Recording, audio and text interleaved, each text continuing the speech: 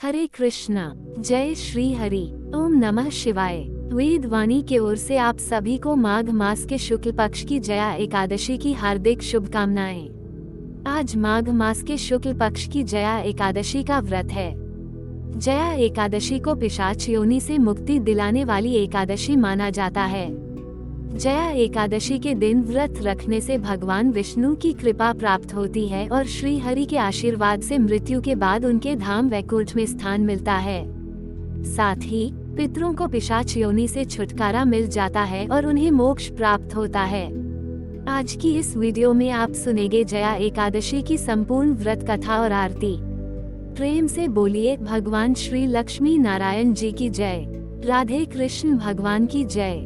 तो आइए पूर्ण श्रद्धा और भक्ति भाव से श्री लक्ष्मी नारायण जी के चरणों का ध्यान करते हुए जया एकादशी की पहली कथा को सुनते हैं। व्रत कथा। एक बार धर्मराज युधिष्ठिर ने भगवान श्री कृष्ण से कहा, हे भगवान, आपने माघ मास के कृष्ण पक्ष की शततिला एकादशी का अत्यंत सुंदर वर्णन किया है। आप स्वदेश, अंडज, उद्भिज और जरायुज चारों प्रकार के जीवों के उत्पन्न, पालन तथा नाश करने वाले हैं।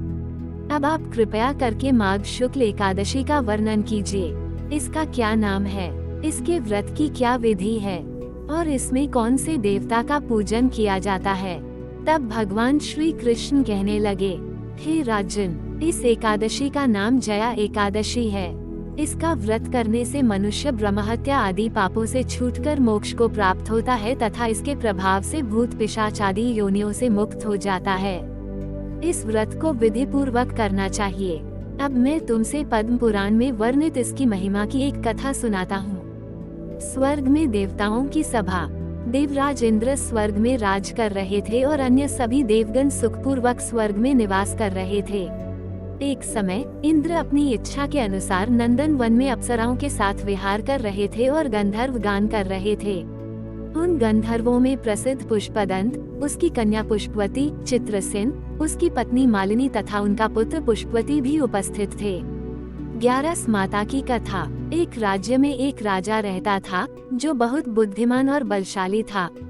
राजा अपनी प्रजा का बहुत ध्यान रखता था और प्रजा भी अपने राजा को बहुत पसंद करती थी। राजा की 2 बेटियां थीं। वो अपनी छोटी बेटी से अधिक प्रेम करता था क्योंकि वह देखने में सुंदर और आकर्षक थी। इसी कारण बड़ी बेटी को उससे ईर्ष्या होने लगी। निष्कर्ष, जया एकादशी का व्रत करने से व्यक्ति सभी पापों से मुक्त होकर मोक्ष प्राप्त करता है। यह व्रत भूत पिशाच योनि से भी मुक्ति दिलाने वाला माना गया है। इसलिए जो भी व्यक्ति श्रद्धा और विश्वास से इस व्रत को करता है, उसे श्री हरि विष्णु की कृपा प्राप्त होती है। प्रेम से बोलिए श्री लक्ष्मी नारायण भगवान की जय। एकादशी माता की जय।